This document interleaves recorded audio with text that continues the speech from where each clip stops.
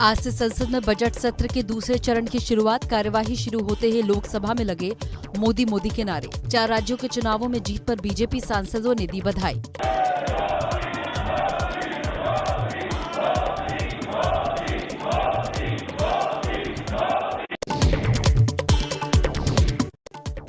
Amit Shah UP के पर्यवेक्षक बनाए गए। रघुवर दास को भी मिली पर्यवेक्षक की जिम्मेदारी। उत्तराखंड के लिए राजनाथ सिंह और मीनाक्षी लेखी पर्यवेक्षक बने।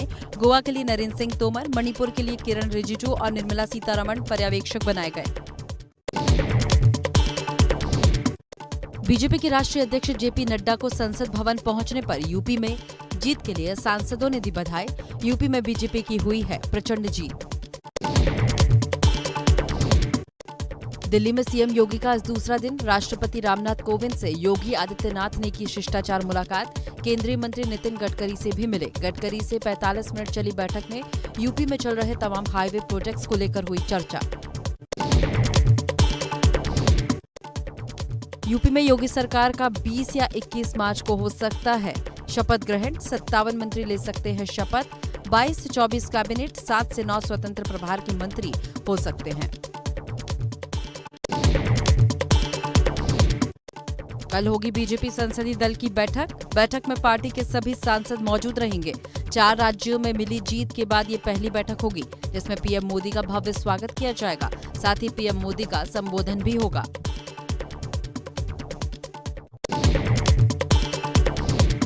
लंबे समय बाद गृह राज्य मंत्री अजय मिश्रा टेनी भी मीडिया के सामने आए। टेनी ने यूपी में पार्टी की जीत के लिए कानून व्यवस्था में सुधार को श्रेय दिया। अगर लॉ एंड ऑर्डर सही नहीं होता तो इतना बड़ा बहुमत कैसे मिलता?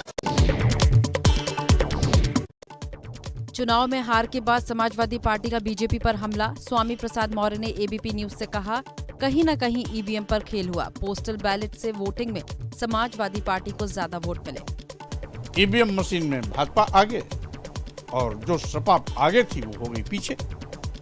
कहीं न कहीं कुछ खेल हुआ है।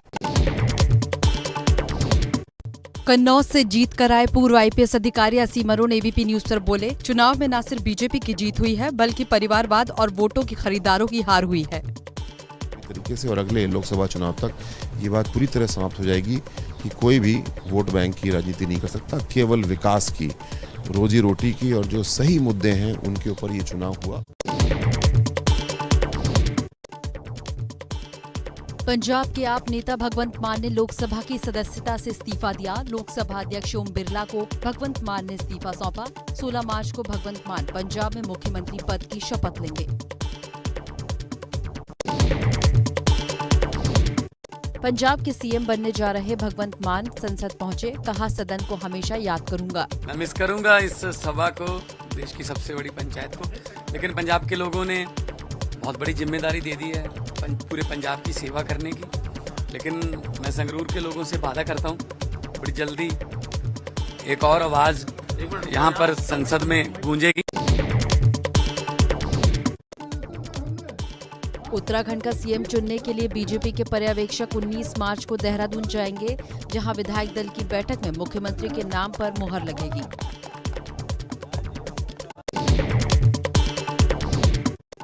दिल्ली में आम आदमी पार्टी के दफ्तर पर कार्यकर्ताओं की भारी भीड़। पुलिस ने कार्यकर्ताओं को रोका। एमसीडी चुनाव को लेकर आप कर रही है प्रदर्शन। बीजेपी दफ्तर का करेंगे घेराव।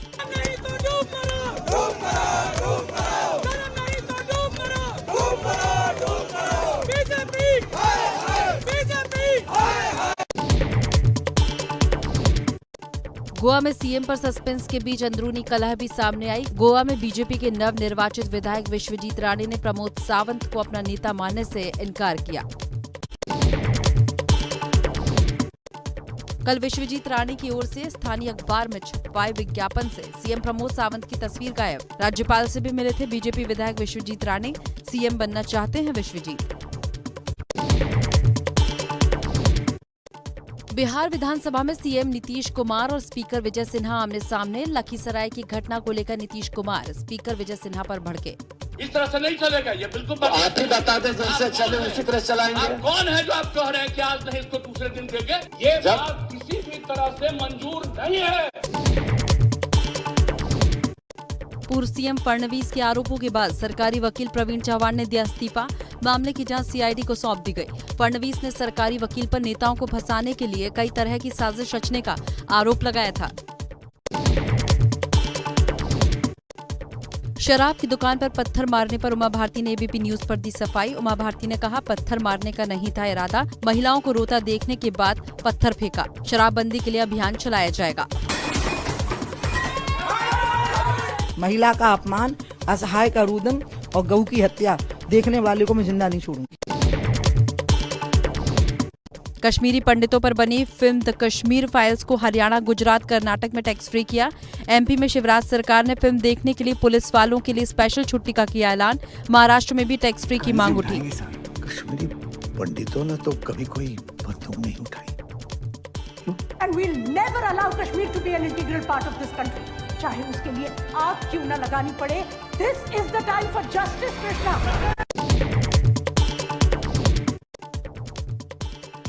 जम्मू में डोगरा फ्रंट ने फिल्म कश्मीर फाइल्स के समर्थन में किया प्रदर्शन। कश्मीरी पंडितों के पलायन को लेकर जांच की मांग की।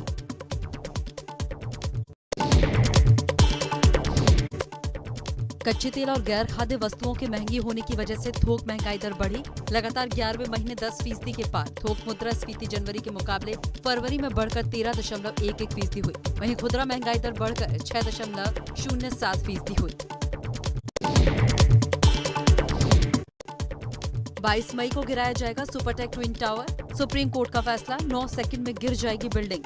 विदेश से बुलाए जाएंगे engineer. Noida greater Noida expressway रहेगा आधे घंटे के लिए बंद। वैक्सीन को लेकर सरकार का बड़ा फैसला। 16 मार्च से 12 से 14 साल के बच्चों को लगेगी वैक्सीन। सभी सीनियर सिटीजन को लगेगा बूस्टर डोज।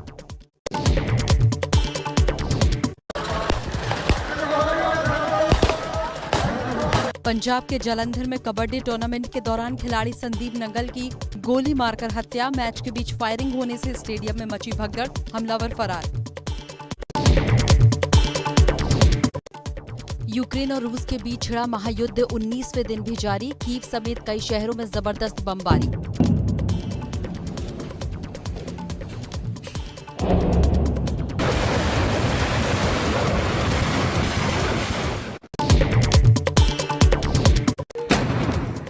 यूक्रेन के इलाकों पर डोनबास से आग उगल रहे हैं रूसी टैंक। डोनबास में आने वाले दोनों राज्यों को रूस ने दिया स्वतंत्र देश का दर्जा। यूक्रेन के निकोलीव इलाके में रूसी सेना ने सुबह सुबह बरसाए गोले। अब भी धधक रही है आग। मलबे में दबे लोगों को निकालने की कोशिशें जारी। यूक्रेन के शरणार्थियों का हौसला बढ़ाते नजर आए British singer Tom order. Bucharest में रेलवे स्टेशन पर गाया हौसला बढ़ाने वाला गाना।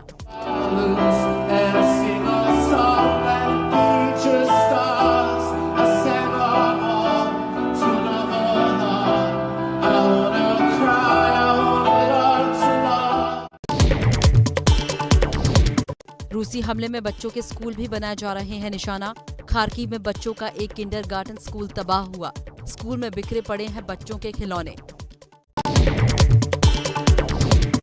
यूक्रेन के राष्ट्रपति जेलेंस्की ने कहा, अगर यूक्रेन के ऊपर नो फ्लाई जोन घोषित नहीं हुआ तो रूस के अगले निशाने पर नेटो देश होंगे।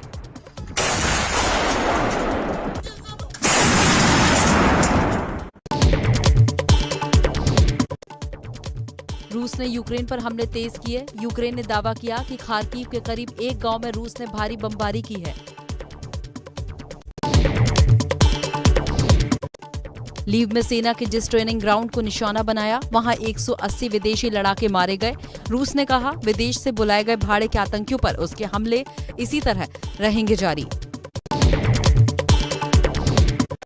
रूसी हमलों के बीच यूक्रेन के नागरिकों के हौसले बुलंद। लीव में यूक्रेन का राष्ट्रगीत गाते नजर आए ओपेरा सिंगर।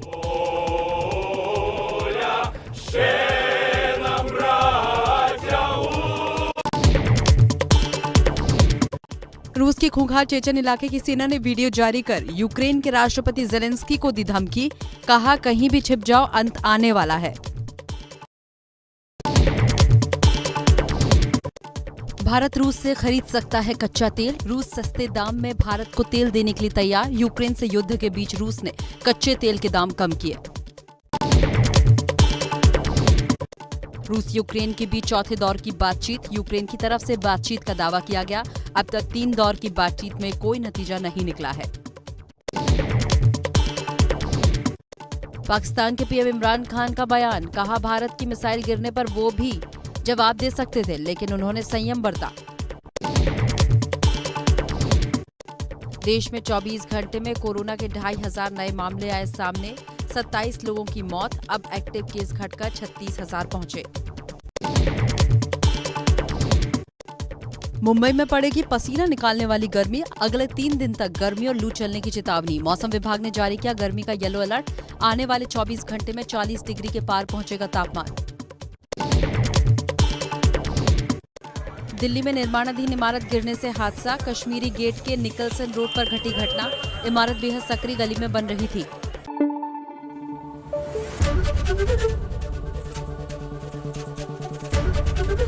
एबीपी न्यूज आपको रखे आगे।